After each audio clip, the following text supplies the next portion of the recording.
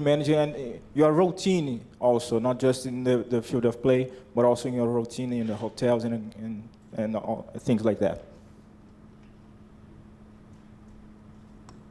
For us, we've been here, I think, nearly 2 weeks now, so we've had a good opportunity to prepare, acclimatise, and we're at a fantastic hotel, fantastic infrastructure at the stadiums, everything's got aircon in it, so coaching staff and everyone involved in the national team has prepared everything so that the players just have to go out there, train and do their job.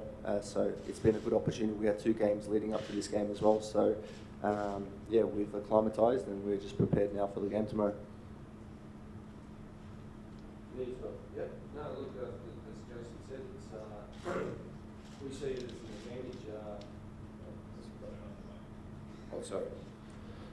We see it as an advantage of being here for 2 weeks. It's the longest training camp pretty much that I've had as a coach with the players since I've been in the job of 4 years. And being able to play a friendly match here in Qatar in the air-conditioned stadium against Jordan, but also against the UAE in the qualifiers. We're very familiar with the Middle East because obviously we're part of Asia and we've played a lot of games here in the Middle East, but also at the same time during COVID when we couldn't play in Australia, we played 2 of our World Cup qualifiers here. So as I said, we're very familiar with Qatar and the stadium, so we only see that as an advantage. Ed Jackson, AAP. Graham, do you expect to make many changes? Obviously, Trent and Adam have been working hard to try and get themselves back into the squad for the, or are you going to sort of stick with the same 11 that you went with the UAE game? Look, we still got a final training session tonight. Yeah, we got the players who had a couple of niggles, are healthy and fit now, and they're pushing to get back into the starting 11, but also the 23-man squad. Arnie, is this working? Yes. Arnie, there's going to be a lot of Peru fans here. We're looking at more than around 15,000 as opposed to maybe 1,000 Australian supporters. 1, how do you weather that storm? And 2, they won't. The first time they step out on the pitch will be tomorrow night, as they won't have a training session here. How much of a difference will that make? Because they've only been here a few days. Yes, it is air-conditioned, but you've played here. How much of a difference does it make actually just walking out there for the first time? Yeah, look, I think, as I said, our preparation has been spot on, and we've had 5 games overall playing in an air-conditioned stadium in Qatar. It is a completely different experience than playing in a normal stadium. There is different types of things as well as when you go onto the pitch. It's so the fact that Peru haven't experienced that at all yet, I only see as an advantage to us. And as I said, it's a wonderful occasion to be able to play in these stadiums because they're fantastic stadiums and our boys are used to it. So yeah, we're ready. Hello, over here, Alfonso Zúñiga from ESPN Peru. What's the difference between this Australia and the Australia of 2018 in Sochi, in Russia? And what players are you worried about in Peru? Is that for me? Yeah. Yeah. Okay. Yeah, look, obviously with 2018, Timmy Cahill, Mile Jedinak, and Mark Milligan, some older players that retired, but we've qualified for the Olympics since then. We've got some good young kids that have come through the system and gone overseas and playing abroad, and they bring a lot of energy to a team that was ageing, that is now younger. So, they've got good experiences and playing, as I said, at the Olympics, and they experienced beating Argentina 2-0, so they believe in themselves, and that's the most important thing.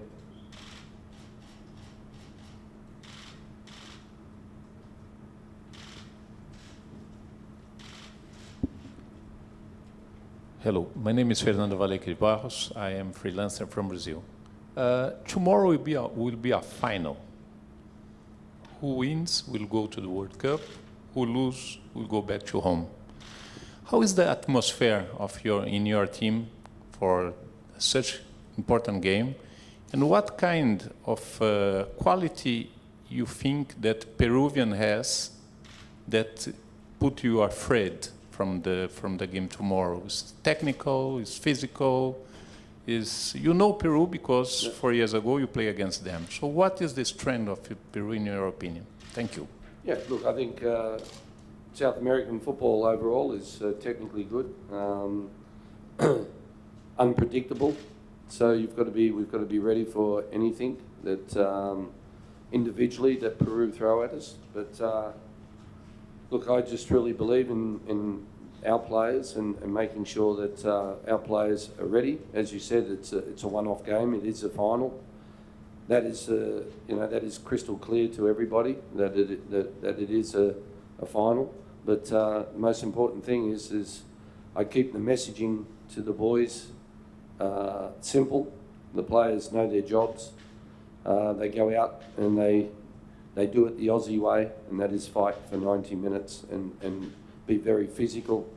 And I think technically, I think the Peruvians will be surprised about the improvement of Australian footballers technically.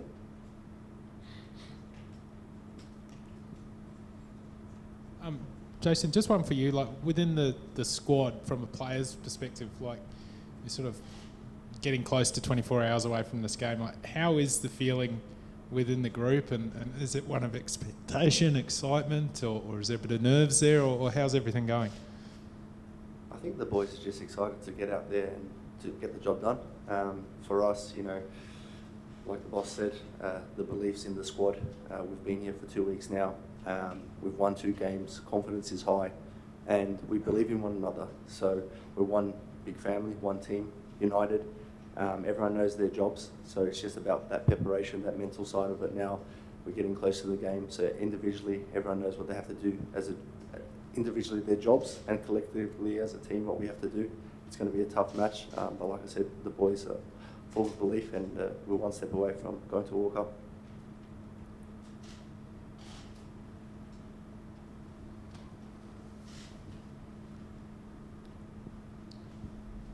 Only just on the crowd before, you've played in plenty of hostile environments yourself and been a part of it as a coach.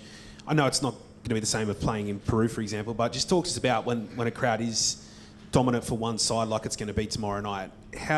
What's your message to the players to sort of block that out, and how much do you think that can affect the game? I think it's been, normally these games are home and away, and they're just one-off games, and I think that's an advantage to us. When you say, maybe 10,000 fans, Peruvian fans, that's probably the smallest crowd they've ever played in front of. And, so for us, our side of it is we're used to playing away from home. Okay, there won't be that many Australian fans, but I see that as an advantage to us with a smaller crowd.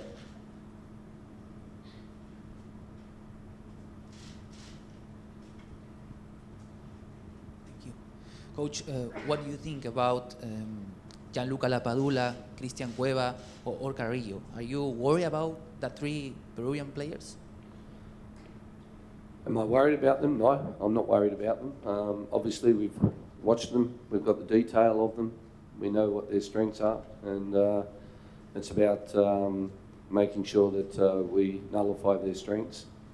But we've got our focus on our team, on ourselves. Obviously, we've looked at Peru a number of times. We know exactly what they're about, but it's more about what we do and getting out on the pitch and making sure that we do our job to win the game. And as I said, we have respect for Peru, but we have belief also in ourselves.